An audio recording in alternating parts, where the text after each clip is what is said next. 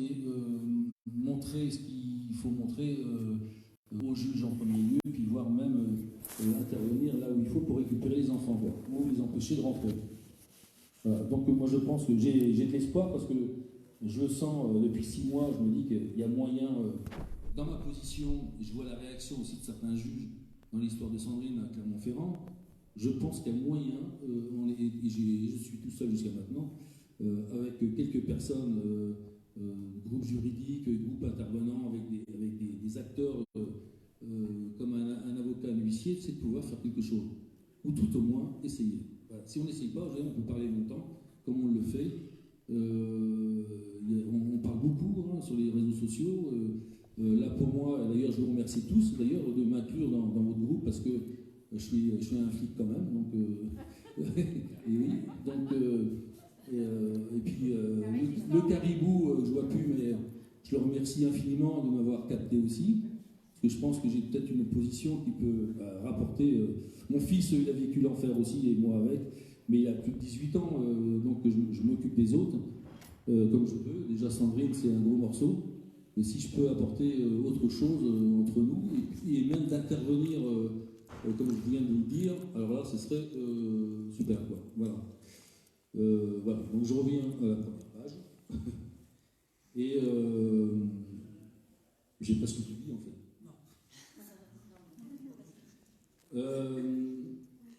Je vous ai présenté ma carrière, aussi l'histoire personnelle à travers mon travail.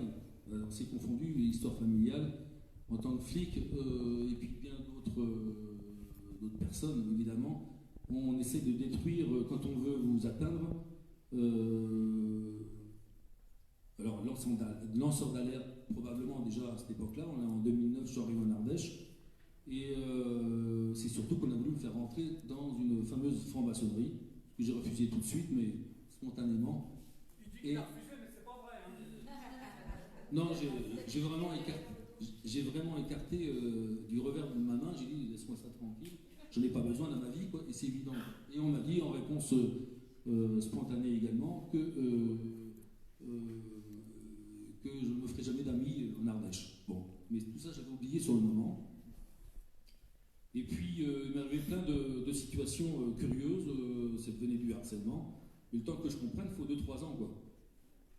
Mais dans le harcèlement, là j'ai compris aussi que dans ces années où on vous harcèle vraiment, et qu'on finit par s'attaquer à votre enfant, moi il y avait 8 ans et demi, on peut parler de complot, si vous voulez, enfin, de mise en scène pour arriver à salir mon fils comme ils l'ont fait, et forcément m'atteindre, et même en perdre la garde éventuellement, etc., ou me faire partir, quoi. Donc on s'attaque à votre famille, je pense qu'il y en a qui le vivent, qui l'ont vécu, c'est que quand on cible quelqu'un, c'est aussi en premier lieu s'attaquer à vos enfants, à votre famille d'abord, en général votre femme ou le contraire, mais on s'attaque à vos enfants, quoi. Et jusqu'au point de vouloir les placer. C'était mon cas, la chose a approché, j'ai pas compris, mais heureusement, l'avocate qui m'a quand même escroqué a poussé un coup de gueule. Donc j'ai échappé belle. La suite, je ne peux pas la deviner, je ne sais pas comment j'aurais pu réagir face à ça. Mais on est vraiment dans cette Ardèche, et il y a d'autres coins de France qui sont sûrement pareils. Maintenant, même mieux, je pense que c'est vraiment généralisé, ce que j'ai connu en Ardèche. Là, on est dans les années 2009 à 2015. Et d'ailleurs, j'ai fait des observations au juge d'instruction parce que j'ai amorcé, moi, à partir de fin 2014, un harcèlement de mon boulot, dénonciation calomnieuse contre la directrice d'école, donc qui était contre mon fils et contre moi, bien sûr, avec un signalement, etc. Et puis, il y a vraiment une collusion, moi j'appelle ça une mafia départementale. Enfin, j'ai dénoncé au juge d'instruction. Donc on a vraiment une entraide, enfin, tout est programmé. Enfin, c'est comme maintenant, ce qu'on peut voir, c'est que ça part de moi dans la police, donc déjà harcelé, et les services sociaux approchent, l'éducation nationale, les services sociaux, et puis la justice. Donc la justice qui a des choses à se reprocher aussi à ce moment-là, un procureur en personne, qui après mes conclusions, après ma plainte, j'ai fait un complément de plainte, peut-être coïncidence, mais enfin ce procureur un mois après, tu es parti aux Antilles. Voilà. Donc, et ça se passe souvent comme ça d'ailleurs quand vous dénoncez aussi bien la police que en justice ou dans les services publics. Ils effacent les traces, quoi. Celui qui est mis en cause, alors ça sert de dire la vérité, la preuve, c'est qu'on déplace, on les déplace même les juges, quoi. Donc ils partent. Alors, je vois l'exemple pour Sandrine, pareil, il y a 2 juges d'instruction qui ont été déplacés. Il y a eu des actions faites un peu plus dures de notre part, une inscription de faux huissier qui a déposé une sommation interpellative sur le bureau de la juge des enfants à Clermont-Ferrand. Donc ça ébranle quand même le système, donc tout seul, quoi, à 2. Donc je pense que si on se réunit vraiment, c'est là qu'il faut garder de l'espoir, on va retrouver les enfants. C'est comme ça que je pense vraiment agir par cette force-là, quoi, avant tout. Alors oui, je parlais, je regarde mon programme, la collusion entre des institutions contre les parents, c'est évident. On a toutes les administrations qui sont en parfaite cohésion pour abattre les parents, placer les enfants, ce que vous voulez. Enfin, bon, et c'est vraiment une persécution. Parce qu'on on est toujours dans le droit, discuter entre nous, avec eux, et on est dans la persécution, tout simplement, quoi. Ça n'existe pas en droit, quoi. On ne peut pas tricoter là-dessus. On devrait normalement, humainement et sauvagement, réagir autrement, quoi. Alors on ne le fait pas, on est quand même civilisé, mais on ne peut pas enlever les enfants comme ils le font, quoi. Il faut que ça s'arrête. Les placements abusifs, voilà, j'y arrive. Donc, il y a on reçoit des ordonnances ou jugements, des jugements en faux. Alors, vous le connaissez, tout ça, c'est les absences du contradictoire, les délégations de l'autorité judiciaire à l'ASE. Tout ce que je vous dis, c'est interdit, bien sûr, dans le code de procédure civile. Hein, alors, les codes, c'est de 1182 à 96, je crois, et plus.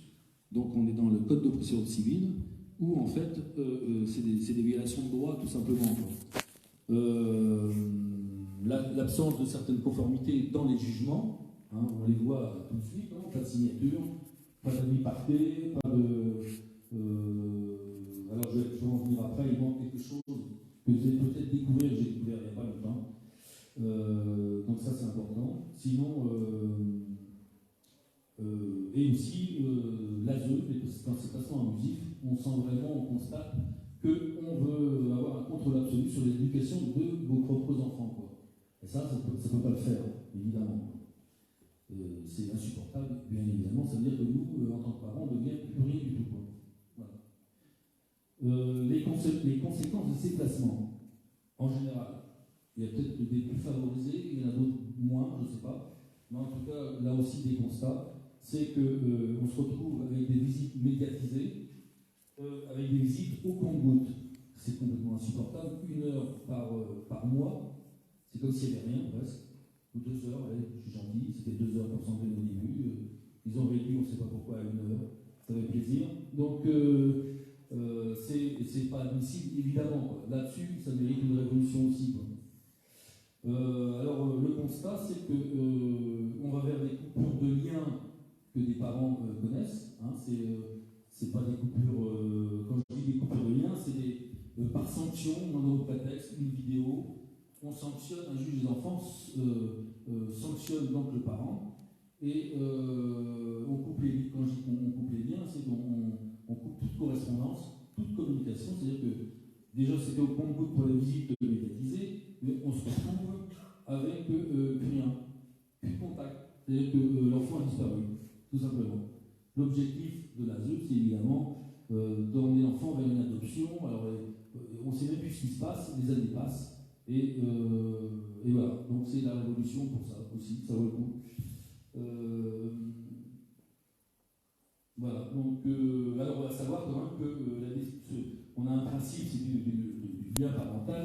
Le lien parental est inaliénable. Donc, on ne peut pas le défaire. Ça, c'est on monte jusqu'à la Cour européenne. International, et finalement, on ne peut pas couper les liens entre parents et enfants, quoi qu'il se passe. Hein, même s'il y a besoin d'aide pour certains, peut-être, mais non. Voilà. Alors, en droit, certains ne le connaissent pas, j'ai remarqué, on en discute.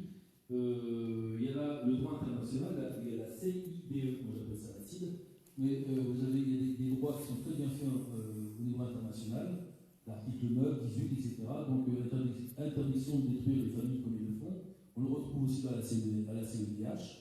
Mais je trouve qu'à la CIDE, on va vraiment sensibiliser tout l'enfant. C'est fait pour ça. Donc tout ce qu'on nous fait, c'est complètement interdit par le droit international. Européen, évidemment. Hein, donc on a l'article 8, par exemple, de la CEDH, qui interdit toute destruction de famille, comme ils le font, par exemple.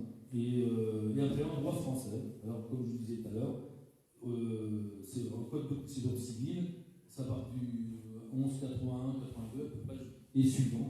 Donc, on a tout ce qu'il faut pour batailler avec ces gens-là, avec le droit, quoi, normalement. Alors, les pièges, je parle des parents résistants, c'est-à-dire que ce qu'on est tous, forcément, qu'on s'expose à ces institutions. On s'expose à quoi? À des choses graves, tout simplement, pour simplement avoir répondu à une justice inopérante. Donc, diffuser des vidéos, avoir fait un rassemblement, d'avoir manifesté, et ça c'est beaucoup dire parce que j'ai pas vu de manifestation pour les enfants, mais n'empêche que ça gêne. Alors, les pièges, j'ai mis ça, ouais, éviter les pièges, les condamnations, évidemment, parce que quand on s'expose, et de droit presque d'aller dire ce qu'on a à dire, parce que votre enfant, il faut absolument déjà le voir, et puis peut-être l'emmener chez un spécialiste, et puis qu'il vous retourne la situation contre vous en créant une infraction pénale qui n'existe pas à la base. Il faut absolument, c'est ce qu'a fait Sandrine, elle a filmé. Et donc avec des conclusions, donc elle est partie avec sa mère en 2021, donc en correctionnel, en plus du reste. En plus, la coupure des liens, alors ça fait triple peine, on va dire, s'est retrouvée en correctionnel à Clermont-Ferrand pour des violences en réunion. Donc, ce qui n'a pas marché, j'ai fait des conclusions là-dessus, par-dessus une vidéo, et elle s'en est bien sortie, et ça n'est pas. Ce qui veut dire qu'on peut faire des choses, des actions, mais il faut absolument se protéger, enregistrer, se filmer. Et il y a s'exposer, oui, mais il faut le faire vraiment intelligemment pour ne pas se faire piéger, parce qu'ils n'attendent que ça pour vous enfermer. Ou vous faire condamner avec du sursis, mais on sait très bien que le sursis, il peut y avoir une deuxième condamnation, ils finiront par vous enfermer. Éviter toute commune. Alors ça, c'est du vécu aussi, parce que dans les services sociaux, moi, en 2013, je les ai vus arriver là, en milieu de mes vacances avec mon petit, je partais, et les services sociaux m'écrivaient. Alors c'est vrai que les services sociaux, on voit les textes en première page, ils sont là pour nous aider. Sauf que, franchement, moi, flic, au milieu d'une bourgade de 13 000 habitants, avec des 50 flics ou 60, là, franchement, j'ai passé un très mauvais été, quoi, parce que j'ai senti ce qui va arriver par la suite, j'ai vu, mais les services sociaux arrivent, ils arrivaient, c'était au milieu des vacances, alors moi j'ai donné un coup de fil pour dire je ne peux pas vous recevoir, je pars en vacances, donc on verra au mois d'octobre. Mais sympa quoi, j'ai dit que je ne comprenais pas pourquoi ces services sociaux m'approchaient, et voilà. Sauf que après dans mon profil, on m'a bien profilé, oui, avec ce qu'il faut, pour faire valoir comme quoi j'étais dangereux, etc. Et puis ce jour-là, pour dire surtout que j'avais gueulé au téléphone, etc. Donc, tout ça, c'est des mensonges. Et pour tout le monde, il faut éviter de parler, de répondre au téléphone. Ça s'est répété pour moi en 2019, parce que j'ai eu 3 vagues comme ça contre moi et mon fils, et à Nice aussi, puis après même à Poitiers, où je me suis réfugié chez moi pour finalement recommencer la même. Sauf que la 3e fois, j'ai dit que je ne réagirai à plus rien du tout. Donc, pas d'expertise psychiatrique, pas d'investigation judiciaire à partir de la maison, et plus rien. Et voilà. Donc, il faut éviter. Alors, j'ai répondu à plus rien du tout. C'est-à-dire que si vous répondez au moindre coup de fil que j'ai reçu, par messagerie, des services sociaux, de tout le monde, c'est foutu parce qu'ils peuvent tout inventer derrière. Il ne faut absolument pas répondre, il faut écrire. Alors, écrire, c'est très bien, c'est-à-dire que ça vous fait déjà pour vos dossiers de la matière, parce que s'il n'y a rien, il ne faut pas vous défendre, mais au moins vous montrer que il faut rester correct, évidemment, etc. mais que par écrit, c'est clair. Sinon, c'est piégé. Donc, et c'est facile de dire, d'envenimer, de transformer ce qu'on a dit, d'un moindre coup de fil, et après, ça y est, ils montent leur dossier, par contre. Hein, ils font des rapports. Ce que je reproche d'ailleurs par rapport à la police ou la gendarmerie, c'est qu'au moins, même s'il y a des fautes faits, vous signez en bas de votre page, les auditions, etc. L'ASE font tout ce qu'ils veulent et ils n'en ont même pas connaissance. Donc, c'est un monde extrêmement dangereux, évidemment, et tout le monde suit. Alors, on peut tout dire sur vous, jusqu'à vous enfermer, vous interner, etc. Enfin, donc, c'est grave.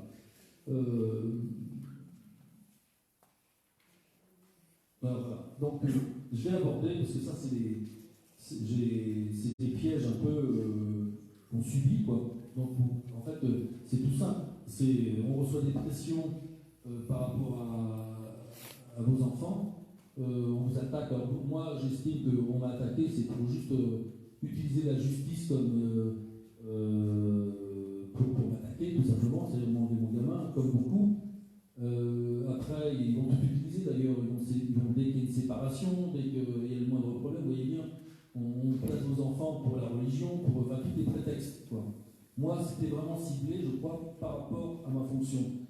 J'étais déjà harcelé, je sais des choses aussi qui datent, donc je suis quand même un témoin de choses graves dans ma fonction, au ministère de l'Intérieur, des choses d'État même. Donc, je pense que j'ai toujours été sous surveillance quand même pour pas que je dénonce certaines choses qui pourraient éclater en France, dont je suis témoin déjà en 2002, et ça suit, après, il y a quand même des choses qui m'arrivent tout le long du chemin. Donc je suis quand même un homme à abattre, parce que je peux parler à tout moment, quoi. Et je parle quand même, j'ai monté un site, 2020, où j'ai dénoncé pas mal de choses côté flics, et aussi pour Sandrine, dont j'ai connu il y a 2 ans. Donc il y a toute la procédure de Sandrine, qui est exposée. Alors, la mise en examen, bon moyen pour essayer de vous ficeler, ficelage, muselage, voilà, on veut vous faire taire, par tout moyen, ça c'est le but pour chacun, parce que dès lors qu'on veut récupérer vos enfants, alors peut-être pour, c'est l'histoire de finances, dans la ZEU, j'ai pas trop étudié tout ça, mais après il faut vous faire taire, donc c'est ce qu'ils essaient de faire, quoi. Alors, en premier lieu, dans une mise en examen, comme pour Sandrine, parce qu'elle a bougé, elle a fait des vidéos, d'autres sont plus résignés, on va dire, plus ou moins, donc il faut absolument faire taire le parent. Alors, avec une mise en examen que j'ai démontré, moi, avec ce qui a été fait avant cette mise en examen, dans une requête en unité qui est dans la procédure d'instruction, on y voit clairement de ce qu'on peut lui faire en faux avant même sa garde à vue. La garde à vue elle-même, j'en parle, elle est faite en faux, et c'est très grave. C'est une détention arbitraire, et je vais vous montrer aussi une détention arbitraire qui est encore plus grave, après, là. Donc, tout est fait en faux, mais là, justement, en violation complète des droits humains, des droits de la Convention européenne des droits de l'homme, du droit international, c'est-à-dire que tout le monde s'en fout de ce qui se passe au-dessus. Donc c'est difficile aussi d'informer là-haut parce qu'il n'y a pas de retour. On a quand même des gens qui sont enfermés illégalement et ils y restent. Voilà. Ils y restent 1 mois, internés par exemple, ou cette mise en examen qui aurait dû sauter, évidemment, avec une demande de clôture, ce qui n'a pas été fait. Au bout de 2 ans, tout est permis de la part de ces juges aussi, quoi. Alors, le contrôle judiciaire au cours de cette mise en examen, c'est pareil. C'est un moyen de ficelage, de vous obliger, de vous soumettre, d'humiliation, parce qu'on vous demande aussi, parallèlement à la signature chez les gendarmes ou en poste de police tous les 15 jours, il y a aussi, il faut absolument aller, là, pour Sandrine, c'était la ZAVEP, alors ça dépend peut-être des villes, la ZAVEP, ça dépend de la justice, et là, vous venez vous réinsérer socialement. C'est-à-dire qu'ils nous prennent vraiment pour ils nous mettent plus bas de terre, c'est-à-dire qu'on est des pauvres gens par rapport à d'autres qui sont bien plus intelligents apparemment, ou avec moins de soucis. C'est-à-dire que nous, on nous crée des soucis, mais on veut faire admettre qu'on a des cerveaux de pauvres gens, quoi. Voilà. C'est ce qu'ils veulent faire de nous, c'est ce que je perçois. On nous humilie, on nous rabaisse, on vous enlève vos finances, et puis voilà, on fabrique quand même une couche sociale défavorisée, on la fabrique. C'est ce que je perçois. Alors dans mon métier, forcément, j'ai vu plein de choses. J'ai 37 37 ans d'administration, j'en ai vu des vertes et des pas mûres, donc en passant, je vous ai dit les cercos, j'ai traversé la France, donc j'ai vu pas mal de choses, quoi. Sans trop percevoir à l'époque le monde des enfants, etc. Tout ce que j'entendais dire, ce que j'ai retenu, c'est souvent il y avait des fiches de recherche sur des mineurs qui étudiaient des centres de l'enfance. Ça, c'est ce que je me souviens dans les années 90 ou partout où je suis passé. Donc, avec le recul maintenant, parce que vous voyez, en tant que policier, nous aussi, on ne comprend pas tout, quoi, parce que j'étais pas à la brigade de mineurs déjà, j'occupais d'autres choses, mais c'était mon boulot aussi, si je trouvais le mineur, c'est de le ramener. Mais je n'ai pas cette réflexion de me dire il y a un souci avec l'ASE, tout ça, mais si, je me dis maintenant, rétroactivement, c'est que ces centres ne tenaient pas la route. Comment voulez-vous mettre à l'abri des jeunes pour mieux les éduquer, soi-disant, ou si vous voulez, ou les mettre en sécurité, puisqu'ils fuyaient tous les soirs. Et ça tombait tous les soirs, l'éducateur arrivait, oui, et il y avait une banalisation, je sais plus, j'étais à Tours, peut-être, où en fait, oui, encore un qui s'est sauvé. Il n'y avait rien d'alarmant, voilà, c'est ce que je me rappelle, voilà. Donc c'est quand même grave dans notre société, quoi, et pour nos enfants aussi.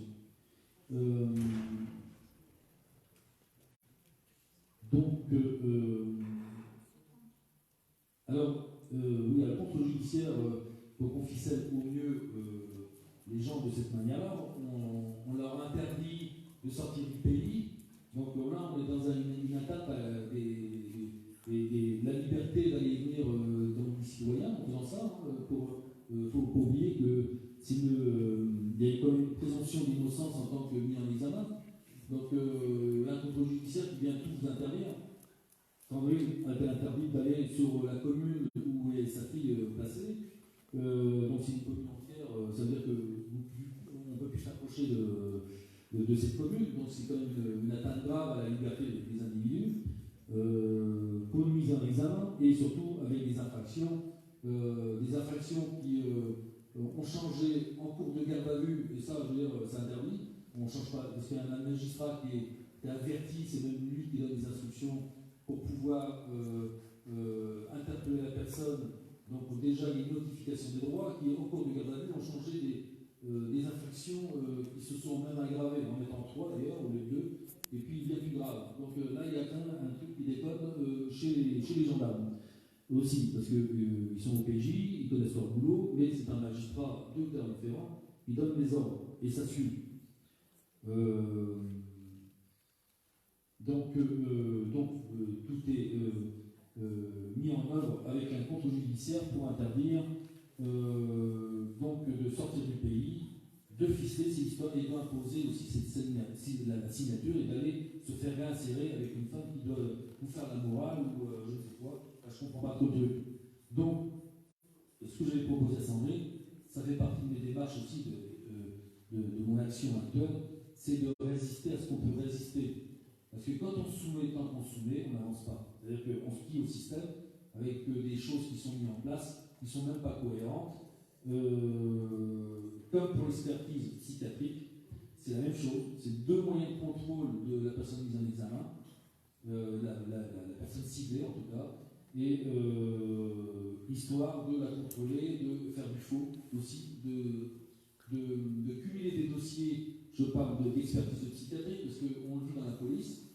J'en connais un, c'est Alain Deville, par exemple, qui est à Grenoble, qui a dénoncé des choses graves aussi, là, qui datent.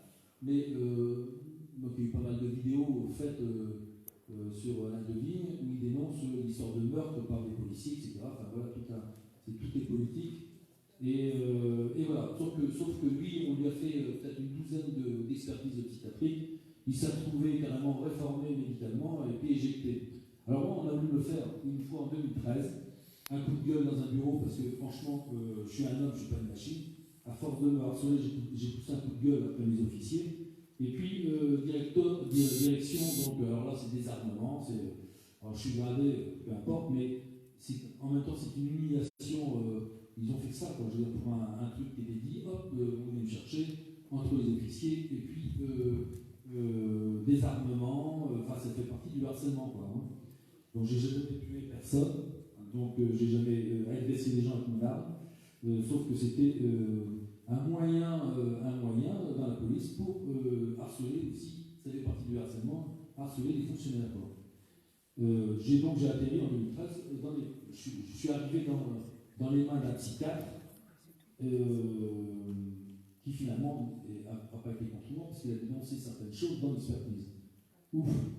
Donc, mon chef de service, quand je suis revenu, j'ai repris mon service, et il est venu me dire que finalement il s'était trompé et qu'il voulait diminuer les sanctions, parce que les sanctions, je veux dire, c'était du 5 heures d'audition, je ne sais plus combien dans la même journée, avec des accrochages entre les officiers et moi. Donc ça s'est mal passé, mais j'étais auditionné par un officier, 2 heures après, puis après 2 heures avec le chef du service, ça fait 6 heures. Vous arrivez en fin de journée, je peux vous dire qu'ils m'ont quand même torturé. La psychiatrisation, ils n'ont pas réussi. Alors quand j'ai fui Nice, parce que je ne vais pas tout raconter sur ma profession, mais quand j'ai fui la pêche avec mon fils, quand je dis fui, c'est avec le JAF bien sûr, et ça m'a suivi à Nice aussi. Au bout de 2 ans, j'ai été obligé de partir. Alors là, j'ai pris le camion déménageant, j'ai fui, je suis parti à Poitiers, chez moi. Et voilà, donc j'ai donc fait une expertise psychiatrique. Je m'y suis soumis parce que j'ai dit bon, je suis gentil. Et là, je me dis, je ne plus jamais, à l'époque déjà. Parce que j'ai compris le piège. Et si je parle de moi là-dessus, c'est pour tout le monde. En tant que parent, c'est ce qu'ils font. Ils font la même chose pour tout le monde. Et on cumule les dossiers de cette manière-là. Alors tout ce qui est fait par l'ASE, évidemment, on ne le voit pas, mais ils cumulent les dossiers avec des profils complètement salis, quoi. Ça c'est évident, pour arriver à faire ce qu'ils veulent de vos enfants, quoi. Pour en venir à Poitiers, en 2018, j'ai fait cette expertise que j'ai jamais pu récupérer, recommander, etc. Et j'ai récupéré par un commissaire divisionnaire du ministère de l'Intérieur à Paris. Alors c'est pour dire que tout le monde n'est pas pourri, mais je pense qu'il y a des forces internes qui s'opposent. On a les pourris, puis des gens qui se taisent ou qui ont peut-être peur de mourir aussi. Donc ils n'agissent pas, sauf que là j'avais rappelé une année après, et grâce à lui j'ai récupéré mon expertise psychiatrique de Poitiers, qui finalement m'aurait permis de reprendre mon métier en mutation dérogatoire sur Poitiers, tout simplement. Alors qu'on m'a caché pendant 3 ans et demi quelque chose que, on ne veut pas que je reprenne mon travail.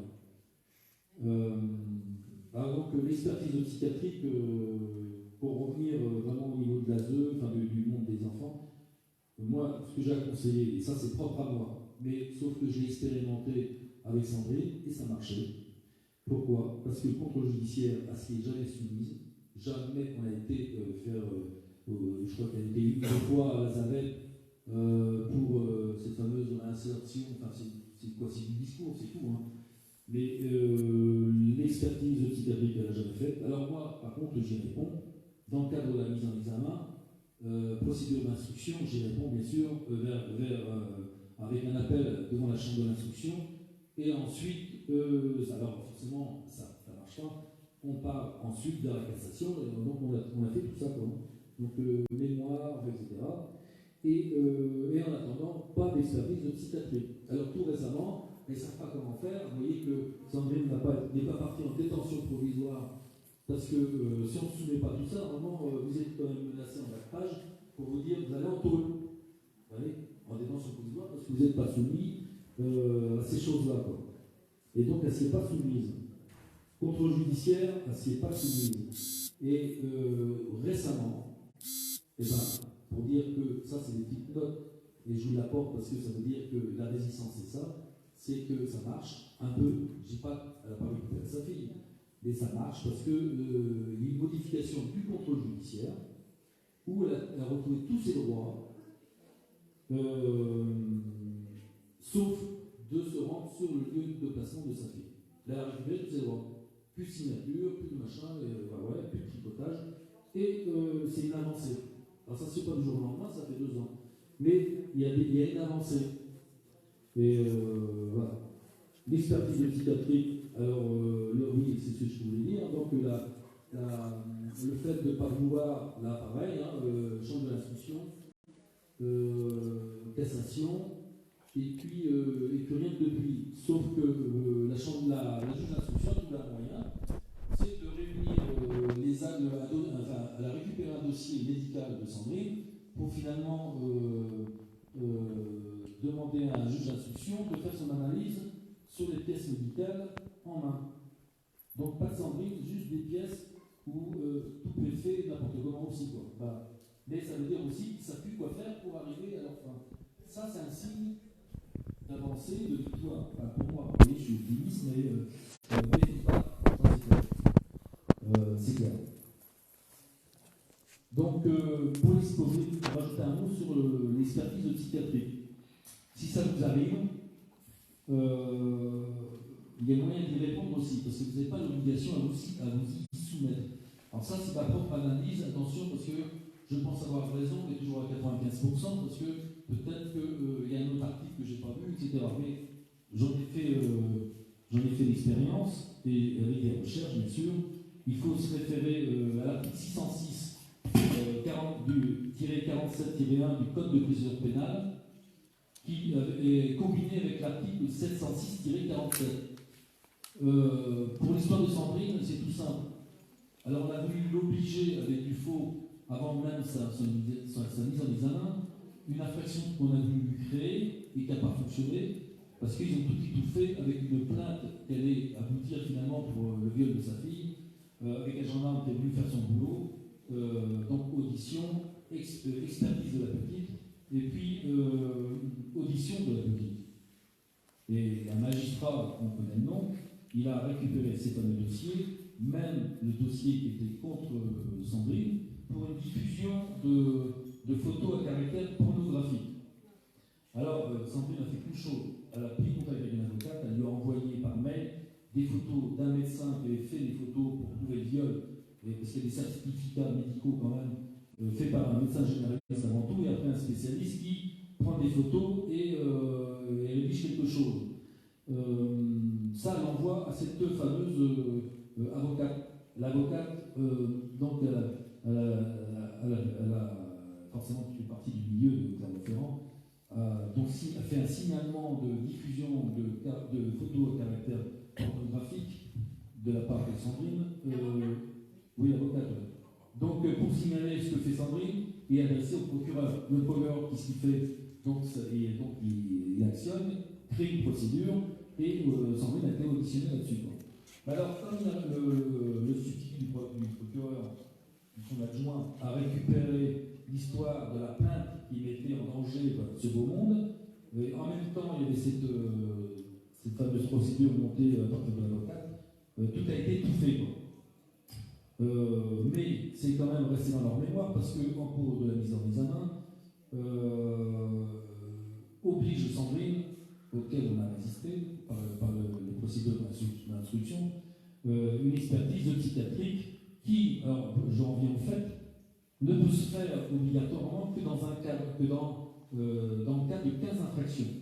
Alors ce qui se rapproche de son cas, c'est cette diffusion de photos à caractère pornographique. On veut l'obliger à avoir une expertise psychiatrique. Alors je vous le dis ici de tête, vous regarderez, vous le notez. On est dans le 706-47-1 du Code de procédure pénale, combiné avec le 706-47, qui est toutes les infractions qui permettent de pouvoir faire obligatoirement une expertise psychiatrique, et rien d'autre. Moi, j'ai rien trouvé d'autre. Alors, là concernant, c'est la linéa 11. Vous voyez, voilà, je voulais au moins vous signaler, chacun fait ce qu'il veut, mais c'est intéressant à savoir quand même, parce qu'on se fait piéger. On est complètement, je vous dis, on est quand même ignorant face à tout ça. On nous cache tout de toute façon. Et ce sera à nous aussi d'aller chercher les infos, comme on le fait, petit à petit. Mais c'est pas évident quand même. Tout ça, je ne savais pas. C'est vrai que c'est beaucoup de recherche, beaucoup de travail. Et aussi, on arrive à comprendre parfois le droit grâce à la jurisprudence. Enfin, c'est pas direct. Vous voyez, vous avez le code pénal, le code civil. C'est bien, c'est gentil, on a des articles. Mais il faut vraiment jongler, et là c'est ma bataille avec une procédure d'instruction, c'est en fait notre arme, c'est la procédure civile ou pénale. Parce que c'est là qu'on est dans la démarche. On n'est pas avec un texte de loi qui dit que c'est une infraction, avec le juge d'instruction, il y a des droits déjà pour le parti, et là on fait des demandes d'actes, et aussi des heures qui sont faites par les juges d'instruction. Il y a 2 juges d'instruction qui ont été déplacés. La deuxième, elle lui a dit carrément, moi aussi je suis viré. Donc grâce à des écrits que j'ai faits, mais dans le droit, quoi, j'ai rien inventé contre ces juges, mais je pense qu'ils se font quand même casser parce qu'ils n'appliquent pas le droit. Donc il y a quand même quelque chose derrière, ou alors tout simplement c'est parce qu'ils mettent en danger le système, parce qu'ils sont dévoilés, quoi. Ça, je vois à la police. Quelques officiers qui ont découvert un commissaire, un maniste, et il est parti à Paris, il doit rester aux côtés d'Estrosi, quoi, parce que j'ai dénoncé. Alors, c'est vrai que je m'attaque à quand même des gens qui peuvent être dangereux, peut-être, j'en sais rien, mais je fonce. Il n'y a que ça. Sinon, on est vraiment commandé par la mafia actuellement, quoi. Donc, il faut arrêter. Et voilà. Donc, j'arrive à l'internement sans consentement. Ça, je viens de le travailler. Donc, c'est effroyable, parce que maintenant, à partir de 2018, je connais son histoire. Quand je dis que je connais l'histoire, c'est pas ce qu'on me raconte, c'est toujours dans les écrits. Hein. Donc, je reprends tout le dossier médical, tout ce qui a été écrit, tout ce que j'ai en main.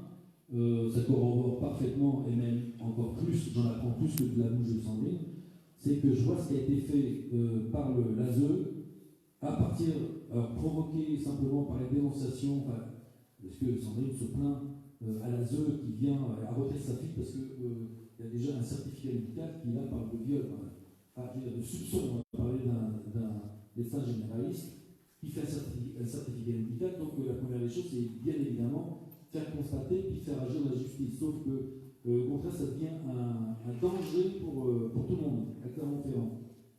Donc, certificat médical qui est donné à l'ASE qui vient la harceler chez elle parce qu'elle n'emmène plus sa fille à l'école. Elle a 4 ans, à l'époque, 2018. Donc elle a 4 ans, on est en fin d'année, on est au mois de mai, le juin même, quand ils viennent. Donc ils viennent à domicile, lui demande simplement ça, et Sandrine, on va dire, fait l'erreur, évidemment, mais bon, Sandrine essaie de s'en sortir, elle appelle au secours, elle a les gens qui s'occupent déjà de sa fille, sa fille est avec elle, sauf qu'il y a quand même une AEMO là-dessus, etc. Donc, vient lui dire, elle menace de ramener la fille à l'école. Voilà, donc il y a plusieurs choses qui font que, d'un seul coup, elle se retrouve avec les filles à la maison, l'ASE, et tout par la force.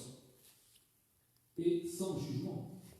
C'est-à-dire que le jugement, elle découvre, après un internement de plus d'1 mois, dans sa boîte aux lettres, une copie, sans notification. Vous voyez que tout, c'est fort. Ils ont bien eu raison de faire ça parce qu'on se prépare à autre chose maintenant contre ces gens-là. Et les filles et mes chers collègues, pareil. Parce que mes chers collègues, ils sont rentrés, ils ont agi en flagrant délit. Ils viennent chercher la petite par la force, et en fait, tout ce qu'ils font dans le domicile, dans l'appartement, c'est un vrai flagrant délit dans leur action. C'est-à-dire que arrachage de la petite de ses mains, violence sur la mère, sur la petite, perquisition, hein, tout est permis. Perquisition, c'est du flagrant délit, bien sûr, on n'est pas dans un mode de placement, si on veut. Donc, perquisition des champs pour chercher de faire une vaccination, les fringues et tout ça. Avec la ZEU, enfin, je veux dire, les filles font ça. Donc, c'est du vol, c'est carrément du vol, avec une violation de domicile. Et on commence là sur une détention arbitraire, monotage, je connais mon métier, l'article 803 du Code de procédure pénale. Alors, j'ai relu, bien sûr, parce que je voulais voir ce que ça disait. C'est-à-dire que quand vous menotez quelqu'un, en plus dans ce cadre-là, il n'y a pas lieu, bien sûr, à la vue du public, des voisins, etc., menotez dans le dos 2 hommes costauds sur une femme comme Sandrine pour l'enfourner dans une ambulance, avec le préfet qui attendait en bas et son adjoint. Voilà, en tenue. Donc, on n'y comprend plus rien, quoi. Donc, je pense que c'est vraiment, franchement, politique. Ça le devient, quoi. Et donc, tout ça, on démarre sur une détention arbitraire. Alors, quand j'en arrive maintenant à l'internement sans consentement, alors là, ce que je vais vous dire, c'est pour chacun, parce qu'on est tous exposés à ça à tout moment, bien sûr, quand on est dans la résistance. C'est soit la tôle, avec une condamnation, moi, ils me l'ont fait, parce que j'en reviens à moi un petit peu, c'est pas très grave, mais quand même, j'ai mon honneur, ma dignité, là, cette année-là, c'est en 2019. Il m'enlève mon gamin, ses tests, machin, etc. Il avait 15 ans. Mais ça peut se faire si mon fils doit habiter chez sa mère, ça peut se faire autrement et légalement. Parce qu'eux, ils vous obligent à passer par la voie légale. Eux, tout est permis. Et ça a été fait sauvagement, quoi. Et où est-ce que je voulais en venir? Là, j'ai eu un bug. Oui, tu parlais de toi, d'accord? Tu voulais, Pour moi, pour Comparaison les exemples, avec, tu voulais nous laisser un message Ouais. en tant que résistant. bon, ça viendra. tu parlais de... Tu parlais de Sandrine, d'accord? Et tu as fait un comparatif par rapport à ça. Je vais continuer. Non, je ne me rappelle plus. C'est un bug, pardon. C'est que tu es fatigué. Un peu, ça commence. Et j'en étais pour Sandrine, oui, où on l'embarque. Et puis l'internement. Je m'oublie, c'est pas grave. Tu parlais de résistance. Donc on parle dès le début, c'est les droits que je voudrais vous apporter en cas de résistance. Là-dessus, je voulais partir. On est tous dans la résistance, donc tous exposés à des fameuses condamnations. Ça me revient, vous voyez, ce que je moi, c'est que j'ai été condamné pour 2 mois de sursis pour non-présentation d'enfant. Fin 2015, là où j'avais un accident de moto, etc. Et puis fin 2015 et en 2019 à Poitiers. 2018, ça me rattrape, dossier, enfin tout est fait, c'est-à-dire que dans une plainte que je vais déposer, le gendarme, donc sans avertissement avant ni quoi que ce soit, sans avis, me sort les plaintes de la main de mon fils, et on part sur un jugement en 2019 avec du faux, enfin tout est faux du début à la fin. Bon voilà, je parle de moi brièvement là-dessus. Voilà, donc arriver les droits qu'on peut avoir en cas d'internement, sans consentement, et surtout de la façon que ça s'est fait pour Sandrine, on voit que au cours du dossier, tout est fait bien évidemment en faux, et surtout, on ne lui a pas donné ses droits. Alors l'internement sans consentement, c'est tout simple. Il y a eu une réforme en 2011, une modification en 2013, et vous avez des droits absolument, on doit vous les donner dès le début.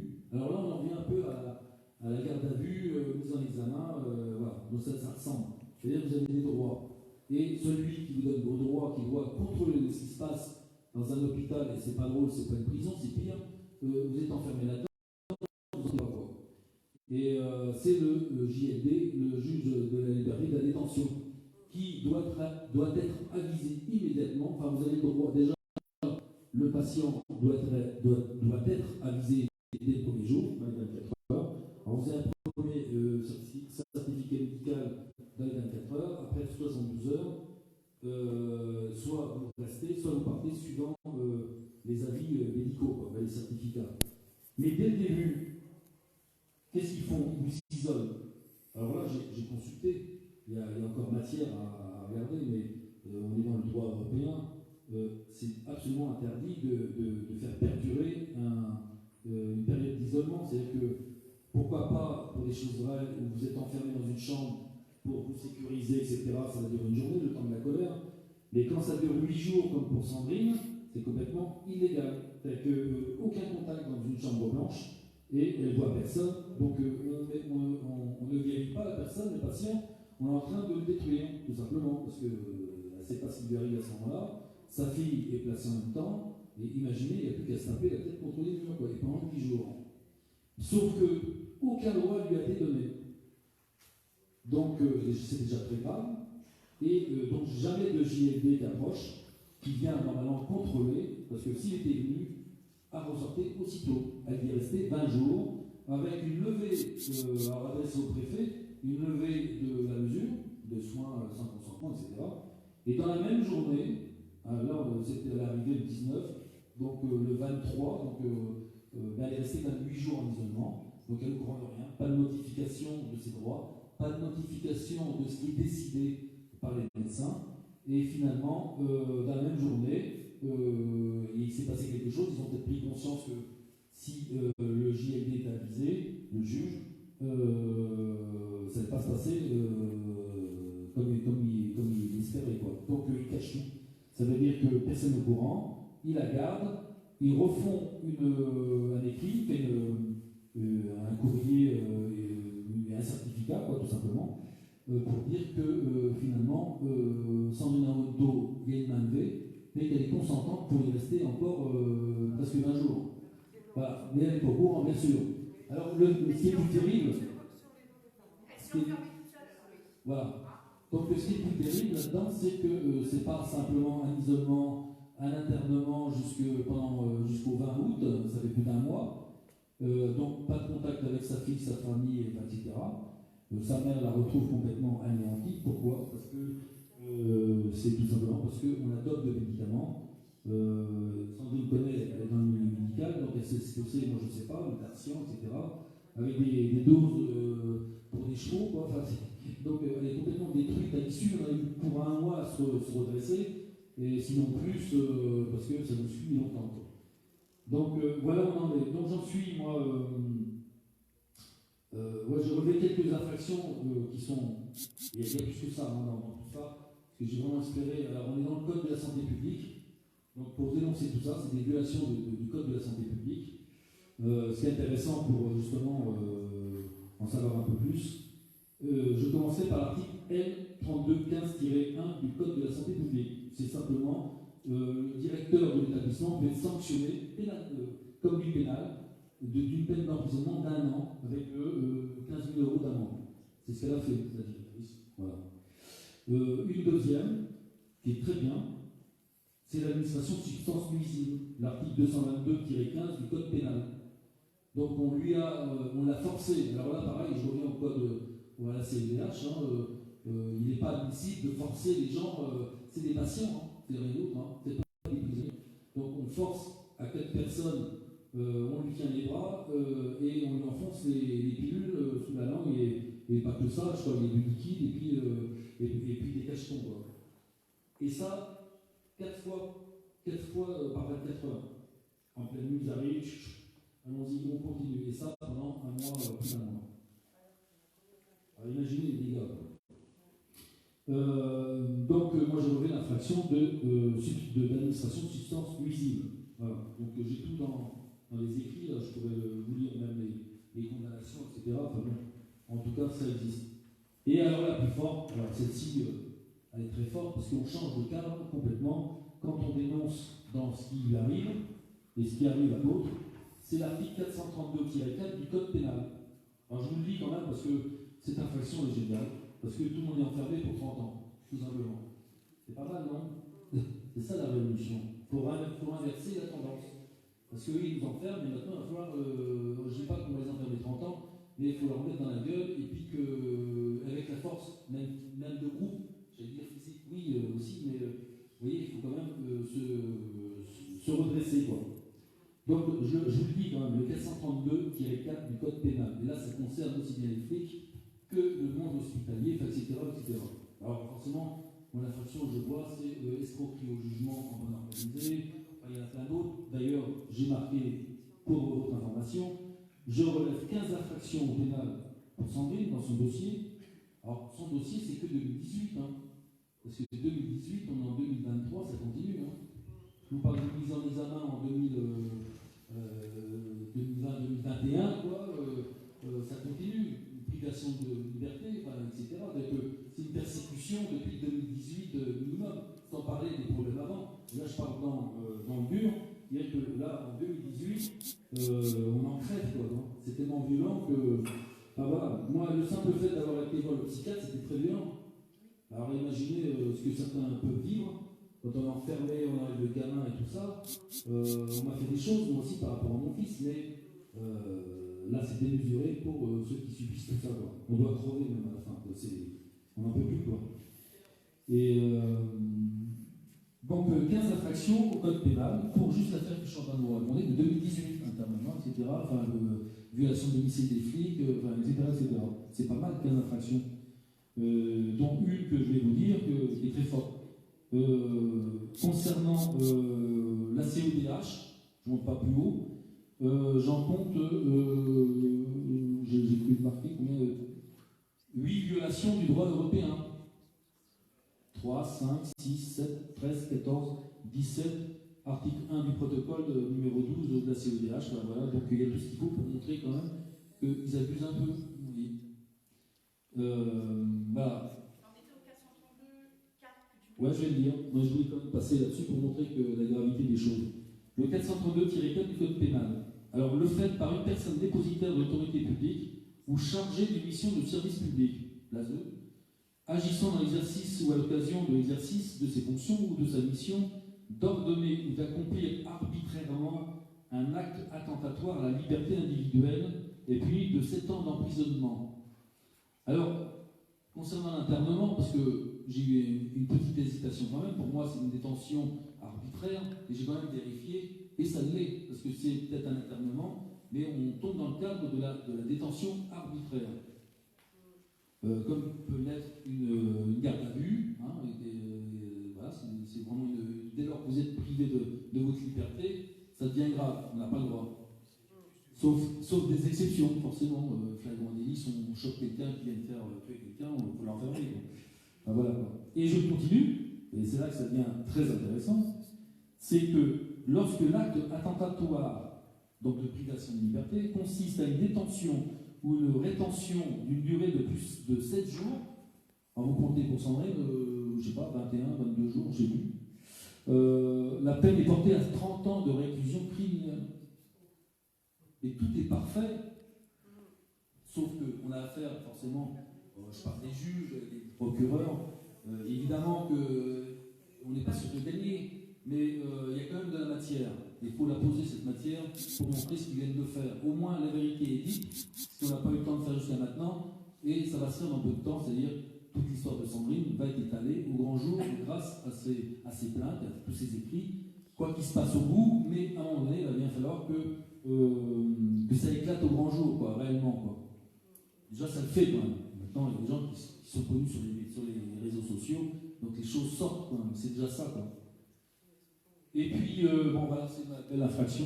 Donc, mes collègues sont enfermés, les médecins, l'ASE, le service gardien, 30 ans, tous derrière le grillage, et on va les voir après.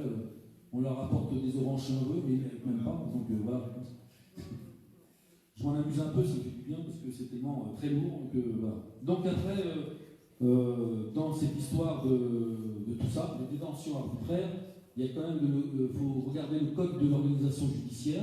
Alors c'est l'article L141-1 du code de l'organisation judiciaire. L141-1. Alors là, on met l'État face à ses responsabilités. Il ne faut pas l'oublier, lui. D'ailleurs, le déni de justice, etc., on dépose plainte contre l'État pour ce qui se passe, pour ce qu'il laisse faire en dessous, c'est-à-dire les juges, les procureurs, etc. On dépose plainte contre l'État. Enfin, il y a plein de choses à faire dans le droit. Hein. Moi, je découvre plein de choses. Il y a tellement de choses à saisir et à expérimenter aussi pour voir comment on avance. On en est dans cette phase-là pour l'instant. Quoi. Alors, l'État est tenu de réparer le dommage causé par le fonctionnement défectueux du service public, de la justice.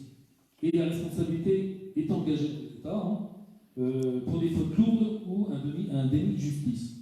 Ça, c'est donc à inscrire dans votre plainte, demander à l'État de vous faire, de réparer ce temps perdu. C'est-à-dire que c'est plus que du temps perdu, vous êtes enfermé pendant je ne sais pas combien de temps illégalement. Donc, et je vous rassure, parce que si l'État paye, à mon avis, ceux qui sont en dessous, je parle des flics, je parle de tous ceux qu'il lui faut, à mon avis, ils trinquent quand même un peu. Quoi, parce que quand l'État doit payer, vous réparez le préjudice. Il faut que d'autres payent de dessous, on ne le sait pas, mais ils sont peut-être virés, etc. Quoi. Mais dans une histoire comme ça, il est mêlé le Conseil de l'ordre des médecins. Alors je parle, et forcément il y a le procureur en premier lieu, le procureur général, etc. On envoie où on veut, mais ce qui est concerné, c'est l'ordre des médecins. Donc ça doit aller secouer un peu si on envoie là-bas aussi. Et les JPN, j'ai écouté les JPN en tant que victime, ils sont venus, ça va très vite. S'il y a un procureur qui dénonce, il est obligé, l'IJPN pour ce qui s'est passé avec Clermont-Ferrand, par exemple, ça, j'y ai goûté en tant que victime, dans les 3 jours qui suivent d'une plainte, l'IJPN est dans le commissariat. Alors ça, je les ai vus. Alors après, ça se passe autrement, parce que moi, ils ont orienté comme ils voulaient. pour sauver la tête de certains officiers, quoi. Ça, c'est autre chose. Mais il n'empêche qu'ils descendent. Donc ça met le branle-bas quand même dans le système, dans toutes les institutions. Ça, c'est le but, il faut les secouer tant qu'on peut, sans rêver de 30 ans de tôle ou de récupérer les enfants tout de suite. Mais à force de les secouer comme ça, c'est ce que je fais moi depuis pas mal d'années, flic ou juge, et ben ça marche. Donc imaginez si on fait ça un peu dans cette directive-là, dans cette action, moi je pense, j'y crois vraiment en vrai. On va dire que j'ai expérimenté les choses depuis plusieurs années, et si on était vraiment dans une dictature fermée et impénétrable, je pense que j'aurais pas pu faire ce que j'ai fait jusqu'à maintenant. C'est-à-dire qu'ils sont quand même frileux, ou il y a peut-être aussi des amis là-haut, j'en sais rien. Mais il se passe des choses. Ah ben, 2 heures. Ah oui. Ah ben, la question publique. Oui, ben.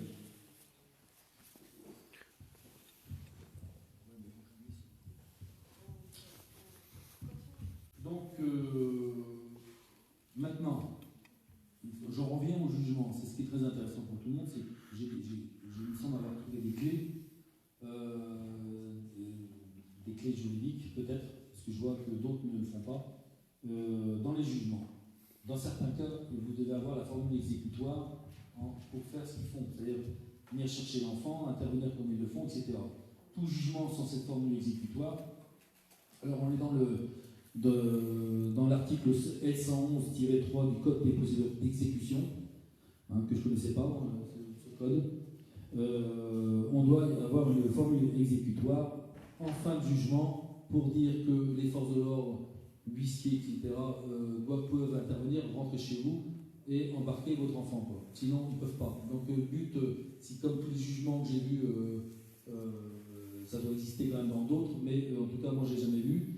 C'est-à-dire, s'il n'y a pas ça en bas de page, en fin de page, ils ne peuvent pas récupérer comme ils le font, et surtout par la force comme ils le font, ils ne peuvent pas récupérer l'enfant. Et donc, là aussi, il y a un moyen de résistance, c'est de ne pas ouvrir la porte et dire non, tout simplement, aller jusqu'au bout des choses.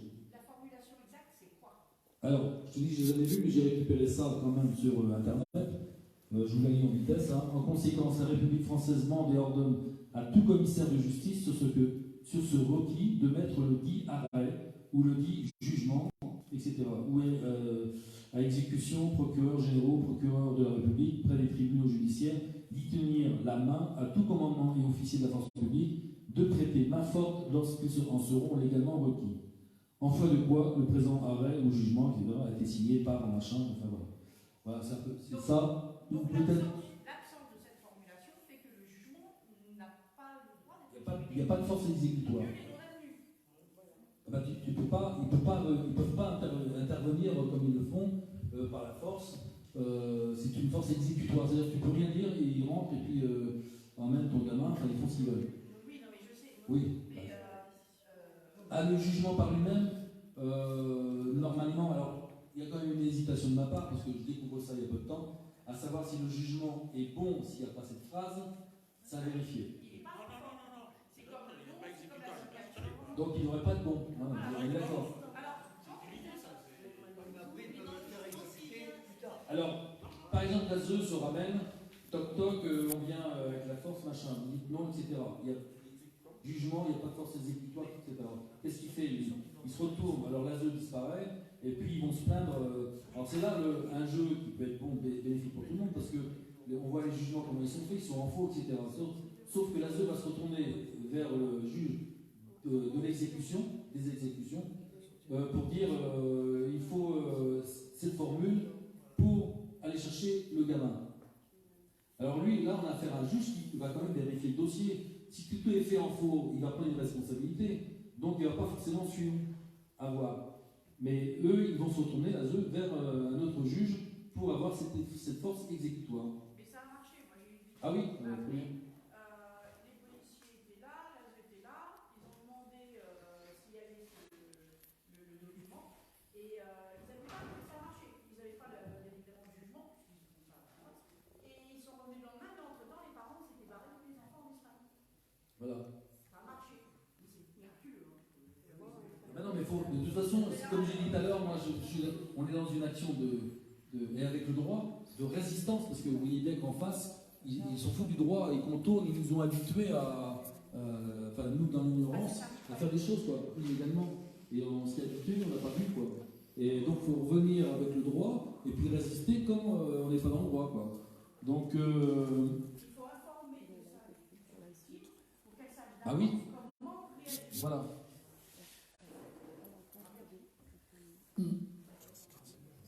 Alors, dans ce L111-3, seuls constituent des titres exécutoires, ces décisions de juridiction d'ordre judiciaire, de l'ordre administratif, lorsqu'elles ont force exécutoire, ainsi que les accords auxquels ces juridictions ont conféré par l'exécutoire. Conféré force exécutoire. Après, le quatrièmement, enfin, qui nous concerne tous, c'est les actes notariés revêtus de la forme exécutoire. Si un huissier arrive sans cette formule, c'est pas possible. Alors j'ai mis comment échapper à l'exécution provisoire d'un jugement. Alors, vous avez un jugement, alors là, j'y vais avec prudence quand même, parce que j'aborde le sujet depuis peu de temps. On est dans l'article 514 du Code de procédure civile. Les décisions de première instance sont de droit exécutoire. C'est là que j'ai une petite hésitation. Vous voyez, je ne suis pas au bout de mes recherches, parce que finalement, si on les entend à l'article 514, en première instance, d'office, c'est exécutoire. Mais après vérification au Conseil, il faut quand même cette formule exécutoire. C'est juste ça à vérifier. Non. En première instance, c'est-à-dire en premier ressort, ça ne peut pas être une obligation exécutoire s'il n'y a pas la formule dessus. Bon, bah, très bien.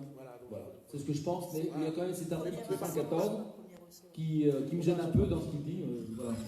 Mais pas Aussi. Parfait. Très bien. Donc, comment réagir? Parce que comment échapper à l'exécution provisoire d'un jugement? Alors, même si l'enfant est enlevé, forcément, il faut réagir immédiatement. De toute façon, dans tous les cas, ça ne mange pas de pain. Il faut, sur un jugement de juge des enfants, c'est de faire une déclaration d'appel. Dans les 15 jours, ça, il faut le faire. Enfin, c'est clair. Parce que après, vous avez le temps, avant une audience sur le fond, je vais en venir, je vais passer les 3 étapes. On faut voir des conclusions, etc. Évidemment, pour se défendre de ce qui se passe sur le fond, déjà, et sur le droit aussi. Mais à savoir que on vous enlève l'enfant, déclaration d'appel avant tout, obligatoirement, et là, à partir de là, vous devez faire un courrier. Alors là, on est dans l'article 514-3 du Code de procédure civile, et vous vous tournez vers le premier président de la cour d'appel.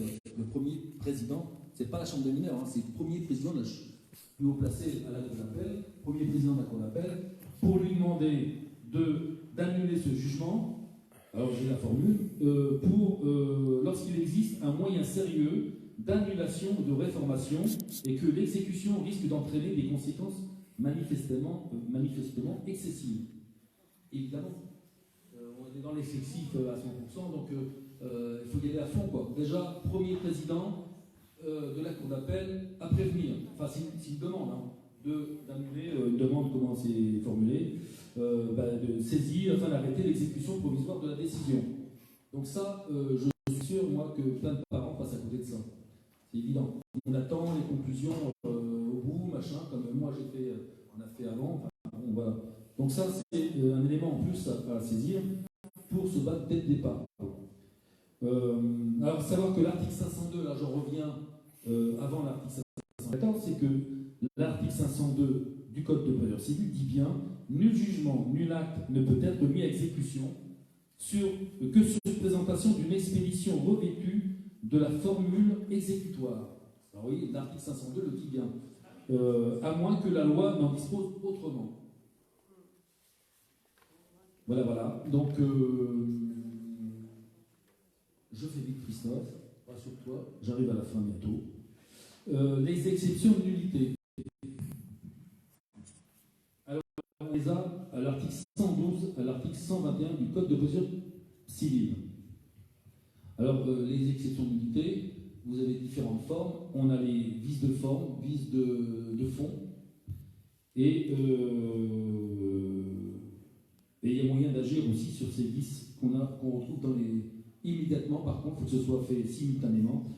Dénoncer, alors nous on l'a fait il y a peu de temps, dénoncer, alors je n'ai pas vu de texte pour dire où l'envoyer exactement, on l'a envoyé au procureur de la République. Pour dénoncer des... alors c'était carrément du faux intellectuel, carrément, donc c'est des vices de forme. Et je vous lis l'article 113 du Code de procédure civile. Tous les moyens de nullité contre des actes de procédure déjà faits doivent être invoqués simultanément à peine d'irrecevabilité de ceux qui ne l'auraient pas été. Ça veut dire que tout de suite il faut réagir avec un vice de procédure adressé au procureur. Peut-être qu'il y a une autre solution ailleurs, j'en sais rien, mais j'ai vu que ça, on l'a fait, on attend la réponse. Franck, mais dans ce cas-là, il n'y a pas un délai de 72 heures pour agir ou quelque chose comme ça? J'ai pas vu. T'as pas vu? Non, mais je crois pas. D'accord. Non, mais Bon. je sais que c'est rapide. Alors par contre, pour les vices de forme, à savoir, on les détecte hein, si c'est des faux ou des... Alors vices de fond, par exemple, il n'y a pas le nom du juge, etc. Donc c'est anéanti. Mais il faut l'adresser simultanément. Si on ne dit rien, ça continue son chemin. Quoi. Mais dans les vices de forme, il y a une obligation pour pouvoir annuler, anéantir donc, ce jugement, c'est l'acte, c'est d'amener un grief. Il faut, alors là j'ai une phrase, mais il faut prouver le grief que lui cause l'irrégularité. L'irrégularité, ouais.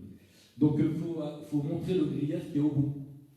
Donc forcément, Sandrine, on lui coupe les liens illégalement, complètement dans tous les droits. Il n'y a plus aucun lien avec sa fille depuis 2 ans et demi. Il y a sujet, il y a matière à dénoncer. Donc il y a forcément un grief, et même grave.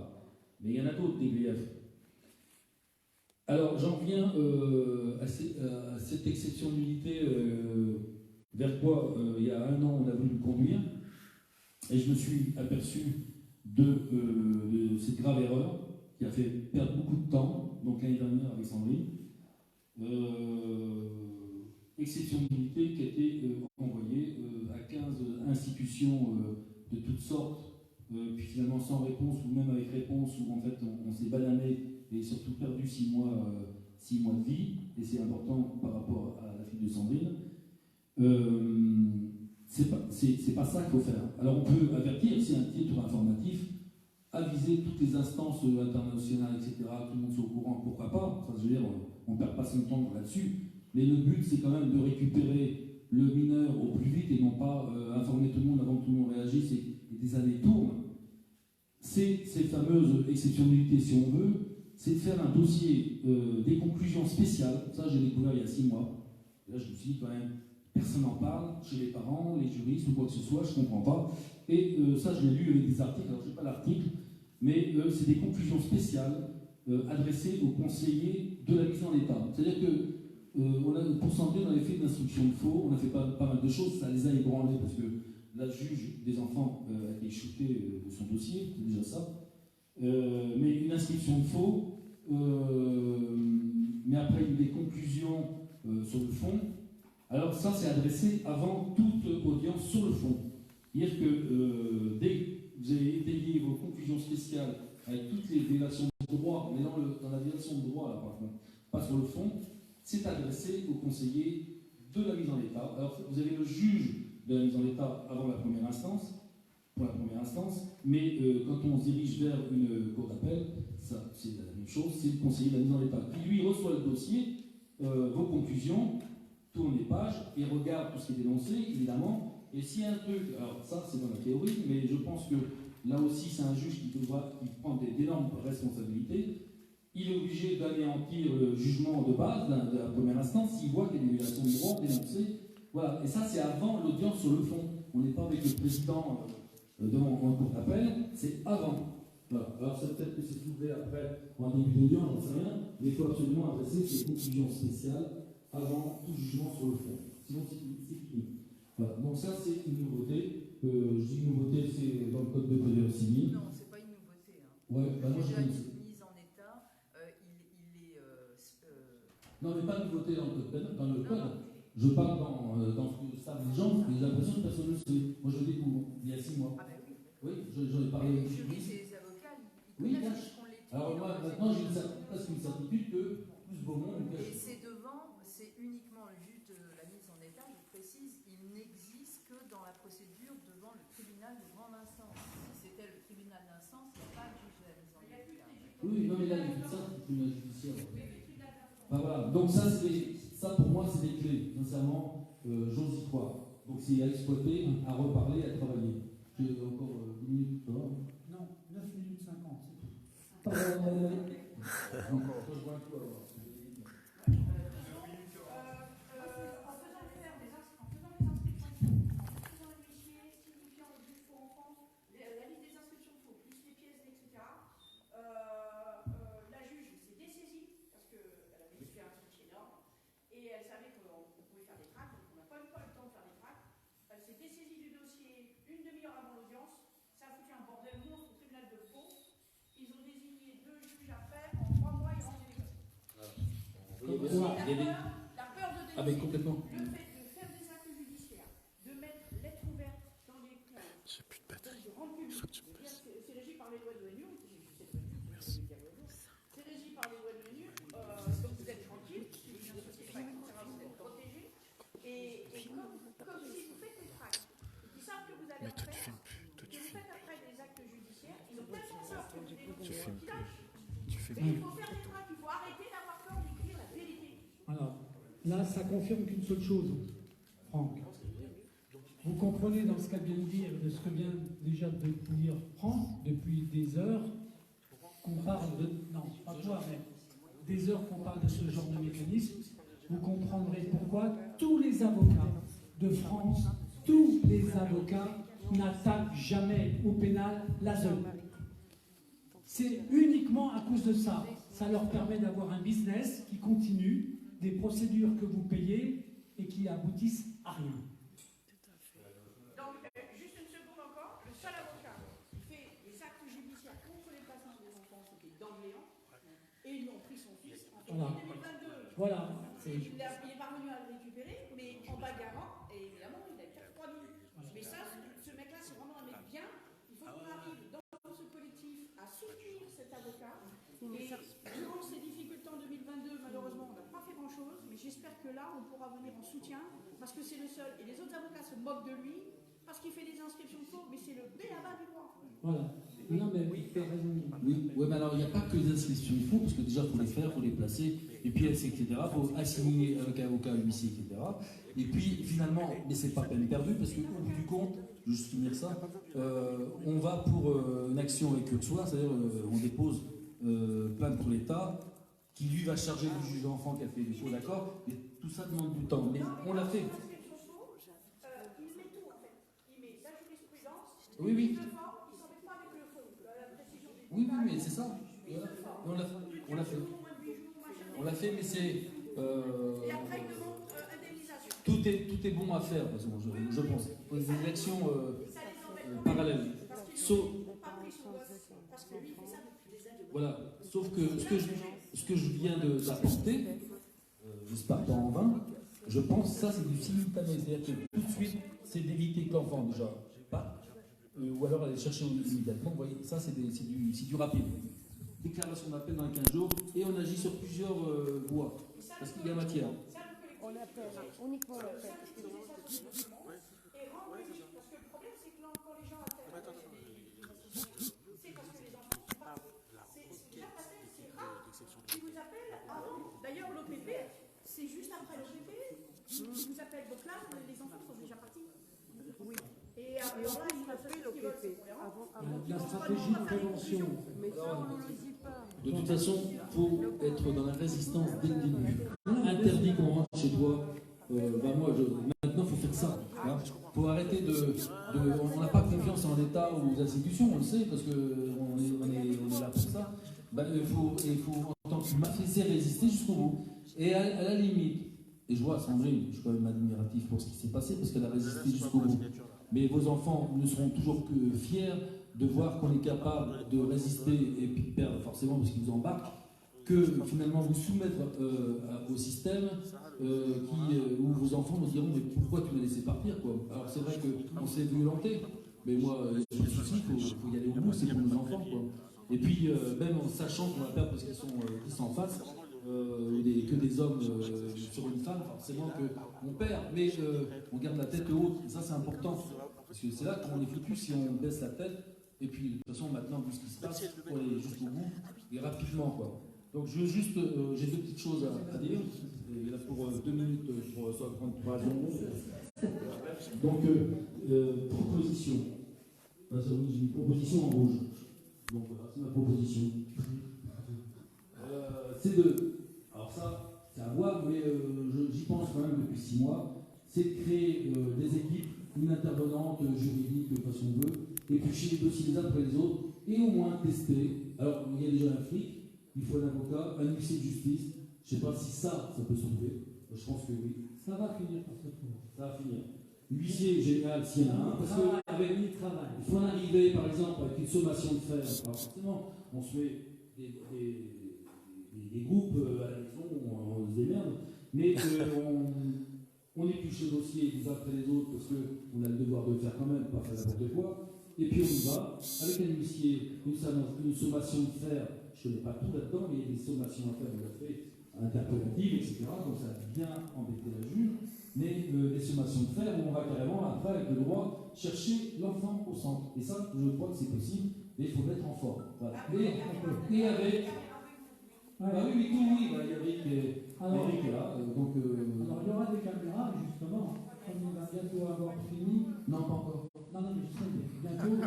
Je voudrais simplement demander une chose après. Je peux le dire parce que j'ai peur après qu'on soit sorti du temps. Je veux absolument que tout de suite après, Franck, on voit une demi-loge ici. D'accord.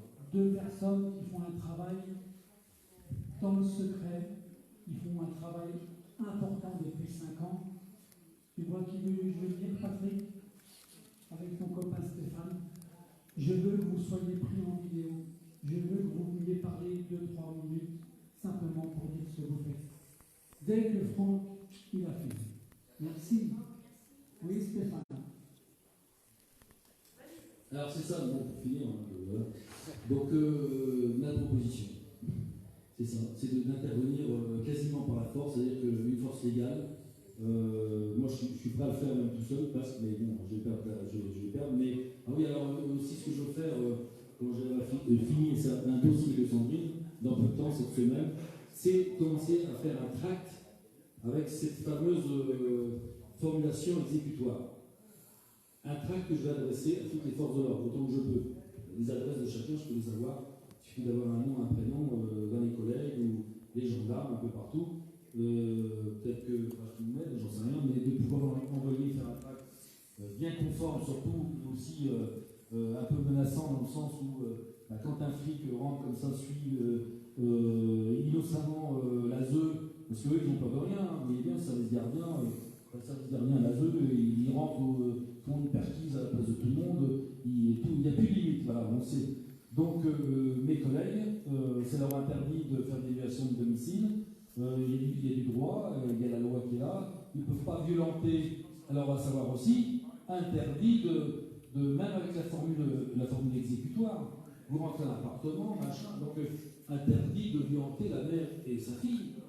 Mais attendez, on va où là? Il y a qu'on arrache. Voilà. Alors, il y a des discussions peut-être toute la nuit pour arriver à partir avec, mais c'est de ne pas arracher violemment comme ça a été fait, comme c'est fait. De ce que la mère l'a déshabillée, de la mettre dans le dos, dans le canapé, en plus à domicile, et puis la petite arrachée, imagine le traumatisme des enfants. Enfin, je veux dire, c'est complètement insensé, quoi. Donc, bon, voilà, j'ai fini, donc presque. Parce qu'on est en famille quand même, donc je vais quand même vous lire un petit texte que j'avais écrit, qui ne vaut peut-être pas grand-chose, ça va peut-être vous faire sourire, mais j'ai relu le préambule, parce que j'ai construit un site en 2020 pendant le confinement, ça va peut-être sauver la vie. Enfin, je me suis construit à travers ça, donc dans ma solitude la plus totale avec mon chien, et j'étais bien en construisant ce site, d'ailleurs que René Fournet m'a conseillé de faire, il m'a aidé à le préparer, là en 2020. Et je regarde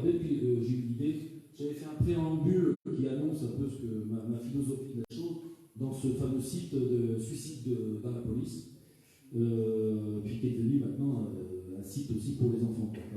Voilà. Bon, je vous le dis, bon. La justice couvre les hommes de pouvoir qui ont préféré oublier leurs responsabilités. Justice ne peut être faite qu'à travers la transparence. Résister et risquer de perdre son travail n'est rien comparé au fait de perdre le sens de la réalité. S'aventurer dans la jungle des mensonges, c'est perdre le goût de la civilisation et contribuer à la destruction de notre humanité. Que la vérité ne fasse plus peur, elle n'est plus en cause des représailles. Elle est lumière et salvatrice des maux que certains s'infligent. Voilà, c'est gentil pour eux, mais... Merci, Franck. Bon. Si vous imaginez, si on avait 81% de flics qui seraient comme lui, ce que ça donnerait, la zone ne pourrait même plus travailler. Bon, donc là, j'aimerais rappeler l'article 1111 petit 4, c'est la loi Kouchner qui dit qu'on n'a pas le droit d'administrer quelque traitement que ce soit avec indiscipline.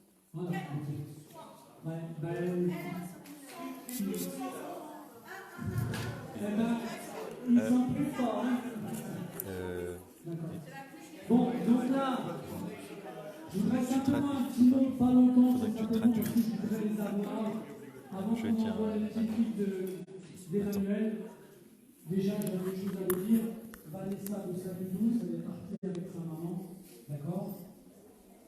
On a une vraie stratégie avec cette dame de la 2. Maria, elle a filmé, mais il faudrait que la vidéo puisse être traduite après. Parce qu'elle prend en direct, mais il faudrait qu'elle puisse être traduite par toi ou par un traducteur espagnol, français, espagnol. La vidéo qu'elle prend, il faudrait que ce soit traduite. Ah, mais c'est pas grave, dans les réseaux, il y a de tout, des français, d'espagnol. Bah, très bien.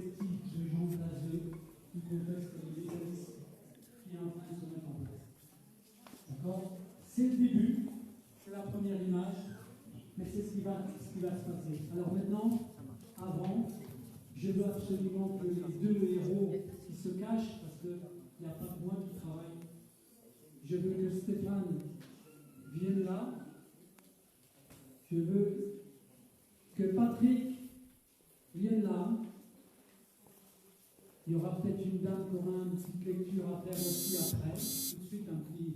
Mais je veux qu'on voit leur visage, et je veux simplement qu'ils disent en très longtemps, d'accord, le travail qu'ils font depuis des années. Vous êtes d'accord, les gars? Merci. Franck, pas longtemps.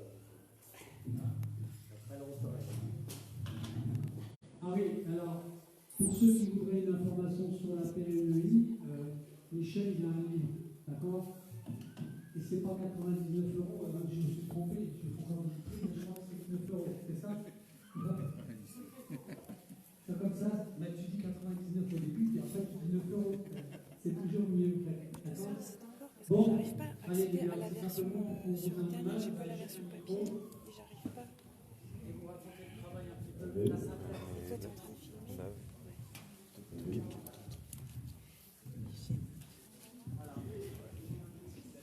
Bonsoir tout le monde. Je voudrais féliciter et remercier bonjour Christophe pour l'action qu'il vient de mener pendant ces 3 jours. Merci à tous les intervenants qui sont venus exprimer leur travail. Ceux qui font, les papas, les mamans, tous les. On va citer aussi les grands-parents que l'on oublie très très souvent. Parce que dans les procédures de séparation, d'arrachement des enfants, on ne pense jamais aux grands-parents. Malheureusement, ils sont là, ils pleurent, les petits-enfants également. Au même titre que les enfants et les parents. On les oublie tout le temps. C'est le lien parental, la famille, qui est complètement déchirée. On peut toujours dire que les grands-parents essayent de manifester leur droit à pouvoir voir leurs enfants. Ce droit-là n'est pas respecté. Le tiers de confiance non plus, ce qui pourrait éviter malheureusement plus des 3/4 des enfants placés. Les décisions qui sont prises actuellement maintenant par l'ASE, on va dire que depuis que l'on fait acte de présence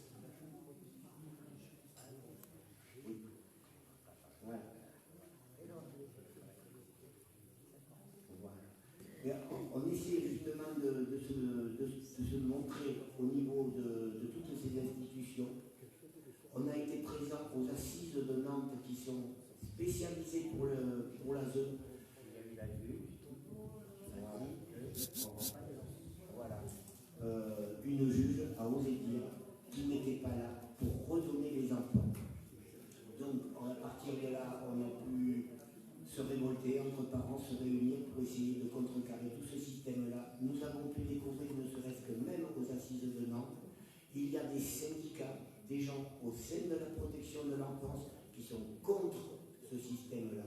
Eux, ils le dénoncent au effort comme nous, sauf que eux, c'est pour des intérêts, tout simplement. Maintenant, je vais vous laisser la parole à Patrick qui va vous expliquer exactement ce que l'on fait comme démarche. Bon, alors, donc ça fait 5 ans que j'ai créé un collectif qu'on appelle Action Vérité. Et au départ, à l'origine, c'était parce que j'étais tout seul, je ne comprenais pas ce qui m'arrive. J'ai rencontré une personne avec qui les choses ont changé, on va dire ça comme ça, et qui m'a fait, tiens, pourquoi pas créer un collectif pour soutenir les parents, pour aider les parents. Et au fur et à mesure du temps qui passait, on s'est rendu compte, c'est là qu'on s'est vraiment rendu compte, à travers les dossiers des autres parents, qu'il y avait beaucoup de choses qui n'allaient pas. Et ça m'a mis la puce à l'oreille à savoir pourquoi moi ça n'allait pas chez moi dans mon dossier, alors que je n'avais jamais fait de mal dans ma vie, j'étais devenu une personne dangereuse pour mon enfant, alors que je précise quand même que j'avais quand même 3 grands enfants au préalable d'un mariage, dont ma fille aînée, à l'époque, avait 25 ans quand il y a eu une mère qui est née d'une autre maman, bien entendu, de passage.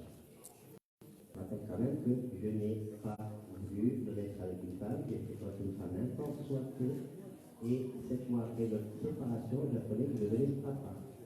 Donc je n'ai pas de vie maritale avec cette femme, j'ai juste, on va dire, une enfant, je me suis battu et je me bats toujours à ce jour pour tout simplement pouvoir avoir des voix sur ma fille. Je dis bien. Donc, j'ai appris au fur et à mesure des dossiers que des parents qu'on essayé d'aider, qu'on soutenait, à qui on accordait beaucoup de temps au téléphone, qu'il y avait beaucoup de choses qui n'allaient pas. Et on s'est dit, pourquoi pas prouver chaque malversation de l'aide sociale à l'enfance, parce qu'on était persuadé qu'il n'y avait que des malversations. Ce n'était pas que des erreurs, ce n'était pas parce qu'un tel ou un tel, non. Il y avait derrière tout ça une vraie volonté absolue de créer des faux pour maintenir des enfants placés. Donc le collectif, au fur et à mesure des années, s'est rapproché d'autres personnes par la force des choses, comme on l'a fait aujourd'hui, depuis quelques temps d'ailleurs, avec Christophe, mais aussi d'autres personnes, d'autres intervenants. On connaît très bien Hélène Lombard, on connaît très bien Cathy, qui est présente, on connaît très bien Sandrine Armanteau aussi, un ensemble de parents on a été à la rencontre, on a fait les éléments, on a travaillé avec aussi des personnes qui ont apporté beaucoup, c'est-à-dire qu'on se met à l'écoute de ces gens-là, on supervise leur travail, et pourquoi pas on utilise les qualités qu'ils ont, puisqu'on n'a pas toutes les qualités, bien entendu, heureusement. Et au fur et à mesure, donc, ce travail nous a plus que interpellés dans le sens où on s'est rendu compte qu'en fait, pour avoir les preuves, il fallait absolument aller les chercher.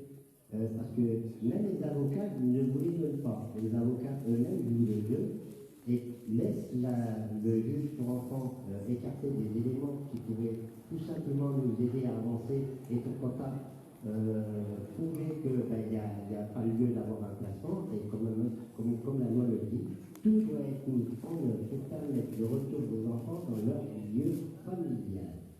Dès le départ, tout doit être mené de façon à pouvoir, dans un premier temps, privilégier, je dis bien, les tiers de confiance, c'est-à-dire la famille, les grands-parents, qui l'a cité, mais aussi les oncles et les tantes.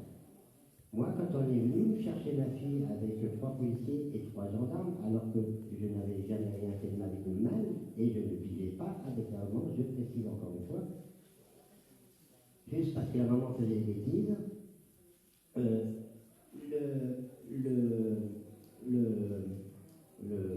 lieutenant c'est le lieutenant de gendarmerie qui est venu chez moi avec les travailleurs sociaux pour prendre mon enfant, m'a demandé de venir juste après donc, que ma fille soit partie, de venir à la gendarmerie afin qu'il me donne quelques conseils.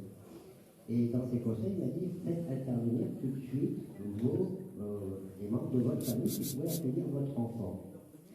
Donc j'ai mis en place avec ma sœur qui est millionnaire, qui est châtelaine, une de mes deux sœurs, parce que les deux sont millionnaires, je précise au passage quand même, et dont une était châtelaine, avait vraiment tout ce qu'il fallait pour accueillir mon enfant. En plus, elle était comme moi âgée, parce que je rappelle que j'ai eu mon quatrième enfant à 48 ans, donc c'est pas non plus un âge où on va dire on est des jeunes parents, où on peut, sans expérience, c'est une bonne chose. Ma sœur a fait donc tout un dossier avec les travailleurs sociaux, en bonne et due forme, c'est-à-dire ils sont venus chez elle, ils ont tout vérifié.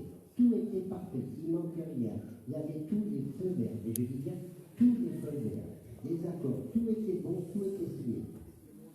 Les travailleurs sociaux ont fait venir dans leur bureau la mère de ma